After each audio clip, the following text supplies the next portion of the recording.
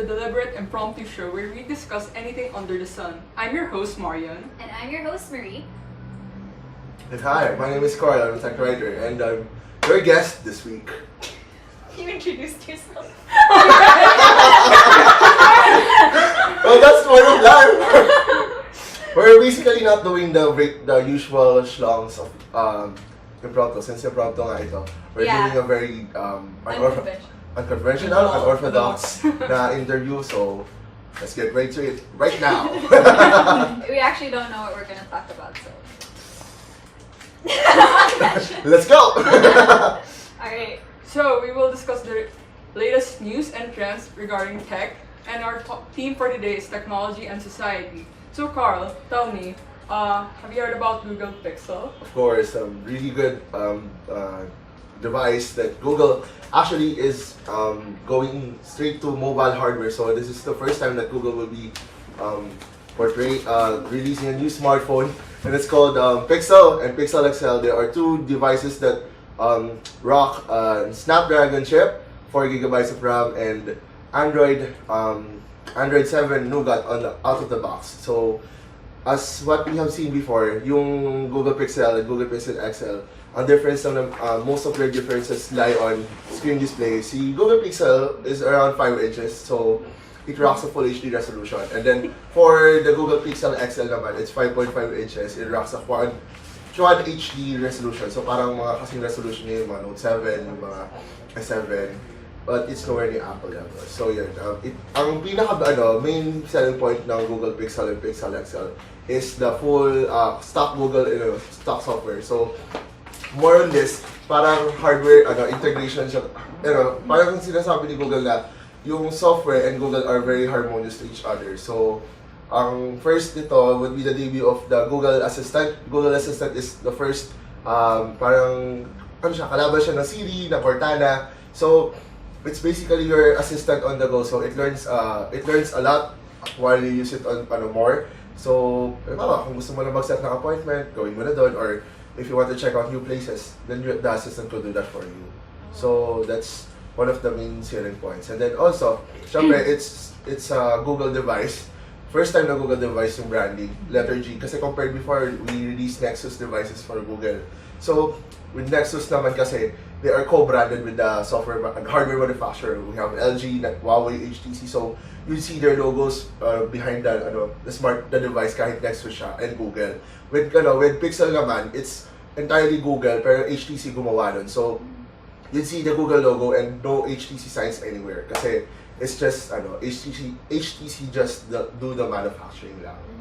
Yun. So for the camera naman, it's one of the best cameras in town, 12 megapixel, and then 8 megapixel for the front. Tapos battery, fast charging capability then, for a 15-minute charge, you can get up to 7 hours of power. Wow. Yeah. Wow, those are some interesting features. No wonder there's such a hype about the Google Pixel. Yep.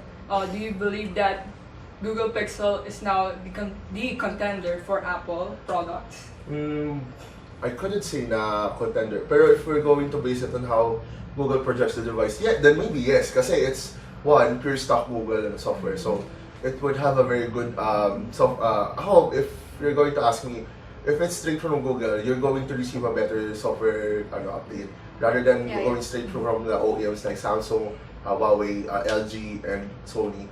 Kasi they still modify the software to fit their devices eh. With Google, kasi, it's straight from Google, so hindi nila kailangan modify, they just seed it out. So mas mabilis mo makukuha yung software updates mo compared to other brands. So maybe, in retrospect, siya yung contender kasi sila yung pure devices. Yan. So how do you think it would benefit millennials specifically? I mean, how does it fit within our age range, or as us millennials? How? For millennials, Pixel would really fit naman in terms of having a digital assistant in the pocket. So if you're quite busy and you need to do something on your phone, you just have to dictate it na lang. If your hands are full, hi, okay Google, blah blah blah blah, and then just Yeah. And it's faster, right? Yep. You can connect faster compared to other Yes, it can connect faster. devices. Available in 3 colors. Quite black, really blue, very silver. Black. Yeah. quite black. Black. Meron na. Nice. Uh, Okay naman.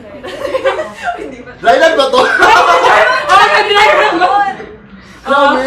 Oh! Are there any news about the release here in the Philippines? None so far, but we're seeing, it's a Google device. We're seeing a release here since they also have an office here. Pero we're not really sure on the specific date because it's the first time that Google will be releasing its own hardware. So, ngayon, kahit sa US nga pa siya kasi yung, Google is not really keen on making smartphones. Kasi they usually tap third party OEMs like yun nga, mga brands. So first time nila gumawa ng smartphone, so they have to set their own shops up. Ganun eh. It's actually very challenging and daring for Google to do that. Yeah, actually. Pero if you're going to think of it, it's actually the next step for Google since the Nexus program was very successful in terms of software updates. So, yung tao, kumukuha siya ng Nexus primarily because there's actually a good thing about something na stock Android. Na hindi there isn't a lot of bloatware inside. So parang there's actually a market for that. And what started before Nexus in 2010, hindi talaga siya ganun kamahal. Pero when we went to Nexus 4, Nexus 5, doon natin nakita na sobrang naging hit siya kasi bukod sa maganda yung specs, it became a low cost, so nag-subsidize si Google doon. Actually, it became a very good hit with Nexus 4 and 5, pero when they released the Nexus 6, doon ulit sila nag-start maging premium. So when they see people na, kahit pagmahal tayo ng konti, kita pa rin siya. Bumibenta pa rin siya. And then they released 6P and 5X last year. Medyo mahal siya compared sa predecessors, pero it's still a hit kasi magaling din yung mga manufacturers. So they decided to create their own. Pixel, they also have their Pixel C, the tablet, convertible na running on Chrome OS if I'm not mistaken. So maganda rin siya. So parang doon nag-start yung Pixel branding na, okay, maganda yung reception ng Pixel C. So gumawa sila ng Pixel smartphones. Ayun. Wow, Google's choice to migrate to the mobile industry is such, overwhelming news. And we can see here that people have become really mobile and connected, right? Yep. It's true. Everybody can. I mean, there's basically no one that can't survive without a phone. Wala.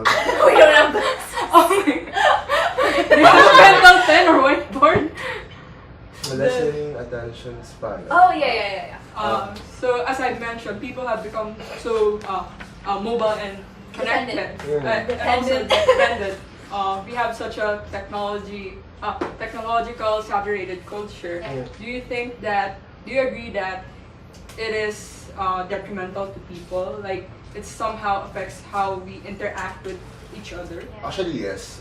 Kahit nga ngayon, you would see a lot of people walking, holding their phone, not looking where they look at. Not looking kung saan sila pupunta. I'm guilty of that. So instead of you, or it's not the right way, crossing the straight line, ikaw pa yung tatabi kasi hindi ka makikita nung Yeah. So parang, the dependency on people nowadays is more on talagang gadgets na parang they have to look at their phone every now and then.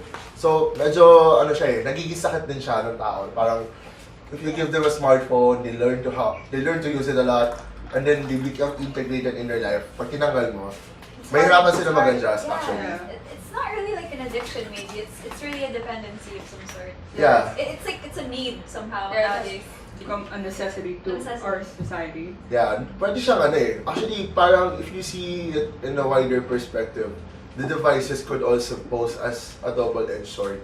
In the sense na, one, it could be also a need na, yes, it could be helpful for you to follow through kung ano yung mga kailangan mo.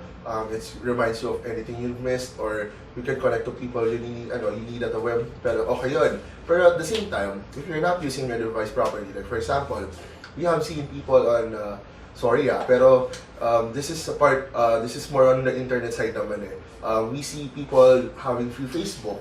So, these people, ang nangyayari naman sa kanila, they just rely on Facebook all the time. Yeah, for everything, literally everything. Like for example, if you see news bits, and then you see headlines, you just read the headline. Yeah, you don't actually click on the article. I'm sorry, I just fucking comment on that. Guilty. Kaloka, hindi nyo malang binasa yung hindi nyo malang binasa yung article. Kaya nga, alam mo, point of a headline in the first place is to grab your attention. Yeah. But if you're not reading the whole content, then and make assumptions in the comment section. You're basically a piece of shit. Yeah, actually that's also a problem. Sorry. That is true. That is such a problem here and within among millennials that to the point that they don't even check the source if it's credible. Yeah, credible. It's true, credible. That thing. Actually, Like, there's this page, Pepeng Pinakamalupit. I think. What the fuck? You get your news there? And let's not even make the name. The most credible one, Morato. Oh! I'm sorry. It's gonna be a very political one. Sorry pero you gotta have to admit that the news, the way that the landscape has changed since the election period has become very drastic now on Facebook. Na parang people rely on Facebook for everything na. It's quite sa akin, it's becoming an eyesore na people would still would refute more credible sources like scholastics and stuff in return of those people na parang they just want to get your views, likes, engagements for their own good. Actually, yun nga, parang they just make a money out of it. Tapos yung nauuso na yung magpi-PM sa big companies, yung mga yun, true. so dumb. Grabe. Yung shares and likes and comments shit. Yung parang, yung just, they rack up comments for their own wishes. Minsan hindi na nga siya maganda. Actually, part of my retail company dun sa social media side, I also receive a few of those. So parang medyo mahirap din. Siyempre, would you give me would you give me a new, for example, we're carrying a speaker. Could you give me this turntable and speaker if I reach 5,000 likes, 5,000 shares? Hello? Yeah. What you're asking is worth 60,000 pesos and you want those for free. And it's not even like advertising, it's totally different, I think. You're just hacking up, like, you're getting likes and comments. Yeah, there's a fine line between sponsorship and being so much of a dependent person. Yeah, it's true. It's true though. Yeah. Sabi na parang you rely your entire life on Facebook for everything free. Parang okay, there are giveaways here and there, pero it's really something else. It's too much for it's too much of you to ask for that. Yeah, exactly. Parang ang kapal ng mukha mo. My God, and knowing that people can actually just like random stupid stuff nowadays. I mean, people don't actually take that seriously sometimes. You know, you can just like, yeah. Yeah. So, let's get back to Morato. Not in the political way, in a political sense, but like the environment in Facebook and in our culture especially, it's like people, when you give feedback, critical feedback, they harass you saying you're biased, you're paid for, or the existence of pseudo intellectualism and all those stuff. And then they will release ad hominem na. Yeah. Grabe na parang, ang taba mo, Yeah, exactly. ang pangit mo. Parang, anong logic nung mo? Anong logic nung argument mo? Naging fallacy tuloy na bigla. So parang ako, what? People are being so irrational. Yeah, true. That they won't attack your argument, they will attack you personally. Yeah. And that's something na very common, actually very very common, prevalent siya ngayon sa social media na it's very alarming na there are actually a higher number compared to if we see the same time last year, mas mataming ganun ngayon. Na parang, oh my God, bakit ganun? Maybe it's because of somehow it's like reinforcing, like people are actually reinforcing that type of behavior. I mean, it's not being stopped technically. I mean, sorry not to be political and stuff again, but I mean Duterte, right? I mean, parang he concedes to that, yung ad hominem kay Delima and shit. Yeah. So I mean, I'm not saying that It's like it's cultivating it's that kind of cultivating mindset that or behavior or whatnot. behavior. So maybe I guess the whole shebang on the social media relies down on our ugali talaga in the first place. So parang Principio. Kumbaga parang it's more on the morals of the Filipino community ngayon na parang ganun yung kinagisnan natin. And then they would be so proud about it na parang they would parade it around social media and stuff. Yeah. So, it's very disappointing. In a way na parang, uy, bakit ganun? And it's really joining the bandwagon. Most Ha, joining the bandwagon, grabe dami din. Yung Keyword bandwagon. the clowns, for example. so creepy clowns. Grabe the clowns. And then I saw a hoax post yesterday na parang, oh, there's a clown daw na may na nanakawan daw tsaka binugbog. Yeah. And I was like, And Oh, it God. was Blogspot, right? I mean, the post was from Blogspot, and I'm like, how do people even rely on this? It's easy for people to create a blog account nowadays, but it's just up to the people who created it. Yeah. Kung paano nila ma-disseminate your life, for example. Yun nga, gumawa sila ng account. Pero yung intention nila to create, it's not for their own good, it's for rake up money. Kumbaga, parang in the first place, ganun. Money, fame, whatnot. Yeah. And it's a very irresponsible thing to do so. Yeah, it's true. Oh, yeah. That's Yun nga, parang gano'n na nga rin, parang sinasabi na nga natin na yung tao, parang, sorry talaga ha, pero I'm attacking the values eh. Parang nakikita mo dun sa Facebook na yung tao, mangmang na nga, mas lalo pa nagiging mangmang sa social media. Exactly. Na parang ayaw na nilang kumbaga parang pag makikipag-argue sila dun sa mga mas may mga sensible na comments, nasa tingin mo, ay okay, this has a good point. Pero pakikita mo dun sa comment na may pinapoint out lang sila na masyadong pinagdidiinan na, ha? Okay, pero nakontra na nga yung na yun, yung point na yun. Ano pa yung pinaglalaban mo? Parang gan. Ano pa yung pinaglalaban mo? In short, yun na yun. Yeah. Kuya, ano pinaglalaban mo? Yes. It's like in the cyberspace world, it's like they think everything exists in black and white. Like for example, if I say I'm anti-Marcos, they think I'm pro-Aquino. But Yeah. that's not the case, you know? Parang parang walang Those gray area. Walang silver lining. Yeah. Area, whatnot. Mahirap sa social kasi you're either poised to stand out and speak for your words or just stay silent out of Yeah. Kasi if you're speaking out of criticism, parang ikaw pa yung maaatake kasi, uy, tuta ka ng dilaw. Sorry, pero not political, pero it's the way social media works today. Yeah. Reality. And the idea that I've always heard people, complaining about like people being so sensitive lately, and everybody gets offended by everything now. I mean, you can't really have a very rational argument nowadays without taking it personally, I guess. So it's just weird. Okay, so going back to the idea of anti-intellectualism, I mean, isn't it ironic that nowadays information is so easy to get, right? Yes, With the it's internet and true. everything. But how come most people are so not educated? Or, I mean, not really not educated, but they seem like they aren't because, Or maybe unaware. unaware. Yeah, that's true. Or rather being lazy, for example. May magtatanong sa Facebook status, paano nga ulit pumunta sa ganito? When he could have easily Googled it from the maps. He's holding a smartphone, for God's sake. Yeah. Diba? Weird stuff. So yeah, like what you said earlier, paano yung social media? Paano nakakabobo? Social media is making people bobo. Yun na yun. Period.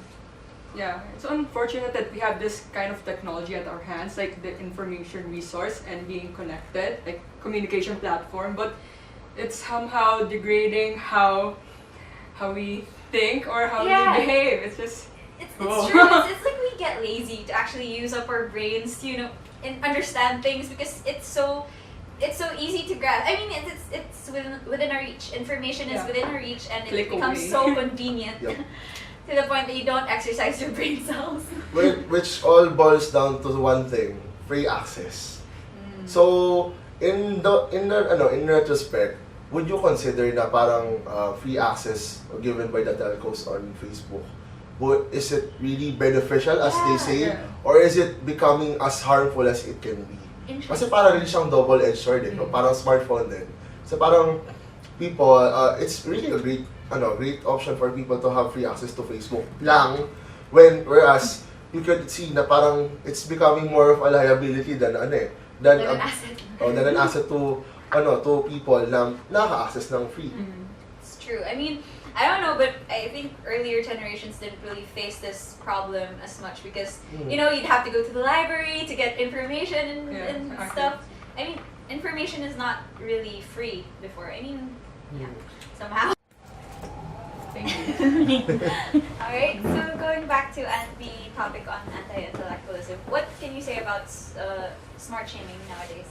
Smart shaming sa Facebook. Grabe, sobrang ano na yan, sobrang prevalent na on a certain day, kahit saan ka. Kahit ano nga, simpleng topic lang na, for example, UP defeats Ateneo. So parang the word comes down. Now you have a reason to wear black. Sobrang offending in the sense na, uy, may pinaglalaban din yung tao, kaya sila nag-wear ng black before. Pero, yun nga. It doesn't also, hindi lang yun sa sa news bits eh. It also applies to other, kahit nga personal na, for example, you just posted your own comments on criticisms, tapos parang biglang bibigyan ka ng ad hominems. I'm like, what? Yeah. Diba? And they comment na parang ikaw na matalino or parang yung mga ganun. Yeah, edi wow. Edi wow. Parang, You're not adding to the, To the parang, discussion. yeah, being rational and pragmatic. Grabe. Kaya sobrang nakaka-disappoint din na Yeah. parang people have turned on to be, from being very literate one. Parang sa'yo pinag-aralan mo, kung totoo Yeah. sa'yo. Exactly. Biglang you just resort to that. Ha? Diba? Do you think that's like an influence because of the culture na sobrang intertwined na ng social media sa daily life natin that somehow people just don't want to think somehow na parang ayun nga when they find something intellectually challenging or opinions that challenge their own beliefs and they react violently or they try to insult people. Parang they just don't, parang gano'n naman yung natural na defense tactic ng tao eh. Parang, they resort to something else kapag alam nilang talo na sila dun sa argument na, uy, wala na ako ilalaban, ano pa pwede ko ilaban? So they resort minsan to ad hominems. Yeah. Tapos parang ini-end na nila yung cold war na parang they have nothing to add na. So talo. Parang generally gano'n na siya eh. So it's like people are more somehow, ironically again, close-minded despite social media being such an open platform for Yeah. people. Actually, parang you'd see people imposing their own beliefs on an open forum. Parang, why? Yeah. I mean, if this was like a personal thing that you do face to face, it's like Parang you're like Donald Trump. I'm like, talaga. Mic drop! Diba? No, not politically sounding, pero Yeah. if you're really looking into it, you're like Donald Trump and you have a lot of Hillary Clintons outside. you're really imposing with What you want to people to believe, pero it's not really the hindi naman din The natin ultimate alam, truth or something. diba? Kahit ako, hindi ko rin alam, kahit sabihin mo sa akin, hindi ko rin alam. So why would I, yeah, like what we talk about right now, it's just our personal opinions. We're not imposing on anybody here. So not from our companies either. yes. So yeah, good point. So where were we? Maybe we should add a disclaimer. Disclaimer. Do you believe that we should set some kind of restrictions, barriers in terms of how people use social media sites? Restrictions, more on na lang siguro. Kasi what we're looking at restrictions, parang we saw that with the Cybercrime Act eh. It didn't add anything to Instead, people revolted online. They adorned their profiles with color black everywhere. Parang that's one prime example of how you actually view anything na parang you join your bandwagon. Gusto mo na magsuot ng black. Ay, kasi cybercrime, ganito, ganyan daw. So you're just basing it on hearsay without even reading the full text of the law. Wale. Exactly. That goes back to what you said earlier about the Headline. headlines. Yeah. Exactly. I mean, people assume what they just see out there and from what they read from other people or the newsfeed, and they assume that it's the whole thing. They don't even actually read the mismong law or something. Na parang yun na. Parang they just, kasi ganito daw baban. Get Okay. it down. Yeah. So parang they just down. they just rely on people. When in fact, you can even read the text on there. Yeah. So anong purpose kung bakit ka nag-rock? Wala, kasi gusto lang ng friend ko. Wala, kasi the-joy lang ako. Kasi mukhang usok. Ganon. Yeah. So hard. It's so hard. So. And it's really bad. So, going back to our topic, si GMA, GMA News, they did a thing before you click campaign. I think it worked naman before. Pero ngayon, parang we don't see it anymore eh. Na parang kahit they remind people, it's just a guide for people hindi pa rin siya gumagana. So, whether we restrict it or impose it, parang wala rin mangyayari. It's just, at the end of the day, people's discipline. It's true. Discipline. Discipline lang talaga yan. Kasi, kung ano ka sa bahay mo, parang ganun na rin yung lumalabas online. It's just generally you. Projected on a digital space. It's just generally you exposing yourself in front of everyone. Ganun lang naman yun eh. So parang, sabi nga natin, internet has become a smaller, the internet has become, has made the world smaller, and social media is a testament to that one. Yeah. Kaya kung ano mang kalokohan gawin mo dyan, kung ano mang kabobohan gawin mo sa Facebook, people would see it. Yeah, and it will be, it will be parang, hindi na siya parang even though you delete that, I mean, the impression you made on other people, depending dun sa mga posts mo, it stays. The impression. So, really think before you project them. So,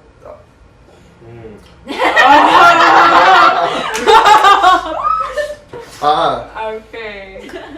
So, why don't you ask us from there? From the audience from the back? Yeah, audience from the back. Louder! Do you like use torrent? I think we're all guilty of that. Yeah, we are all guilty of that. I guess it also comes with geo restrictions lang. For example, Yeah. When we say people would crave for series na for title, for example, most people would crave for titles na wala rito. In the Philippines. Hindi available sa Netflix, by the way. Kaya yung Netflix natin sobrang crap. Ayun, so Really? It's also limited. also limited in content. Parang you'd get like 7% lang of the whole content. Parang In the ganun lang siya. States, compared to... Yes, very limited. Kaya parang Shit. parang restriction plays a very vital role in the Yeah. abundance of torrenting din sa mga series. Yan. And so for us, syempre kung di mo afford, yun. Yeah, Pero yeah. we don't really recommend that. You buy your own, please. Yeah, support the artist. So, kahit nga mismo kahit nga mga APK lang sa Android programs, they kasi people would download it right out of the box Kung parang there's a paid game, and then there's hours later meron ng naka-up na file sa internet pwede mo na install sa phone mo. So parang you don't have to pay. Kawawa yung developer. Yeah, it's Diba? true. Kasi payment is what makes the system supports the developers, keeps the system up and running. So kung di mo sila mabayaran at puro torrent na tayo, what gives, diba? And, yeah. So you can kind of relate that what you said about Netflix and stuff. I mean, there's very limited resources or not resources, sources dito sa Philippines na example available sa States. That's why siguro din most Filipinos resort to yung available na na resources, torrent, and nagre-reflect din kahit sa social media. I've read somewhere na Filipinos are the most parang, I'm not sure exactly about the information, pero something like tayo yung pinaka-active sa social media or Yes. something like that. I think that has something to do with our lack of sources. Like wala tayong masyadong alam mo yun, kumbaga options. So yeah, we just stay in one. And to add lang doon, parang piracy has also gone from torrents to social media. Balik tayo! Yes. Actually, there are certain groups on Facebook that you can watch videos full on Facebook. Kaya kahit ako nagugulat ako, may Train to Busan full movie na sa Facebook. Seryoso? Parang minutes, days after showing, may Barcelona sa Facebook. So parang ako, what?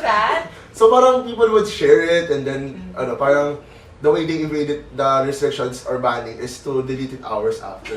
So parang ganun lang siya. And perhaps it's a cultural thing. We Filipinos just, Love free things. Yeah. Free things. Free Pero things. syempre, everything that we have for free, there will always come very, limiting responsibilities. For example, tsaka online services, free online services, they use your, information din. So, you might as well be careful of what you're sharing online. It's true. Say that again? You might as well be careful on what you're sharing online.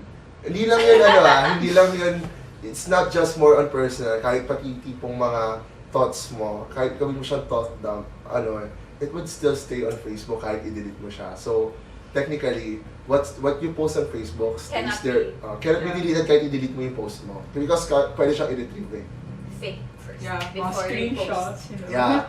to have proof that you said this and did that. Yeah, so parang kahit tinulit mo, wala kang kawala. Everyone will see it. Yeah. It's your like, sorry. It's okay. They will use what you've said against you. That's Parang you're stepping on your own landmine. Yeah. So, And it's parang siyang transcript of history or something na parang recorded na yung mga nasabi mo, thoughts mo, ganun. So, and you can't take it back. so parang Donald Trump ka rin ulit, na-unearth yung video mo from 2005. So wala rin. Diba? Share a memory. That's the power of internet right now. Mm.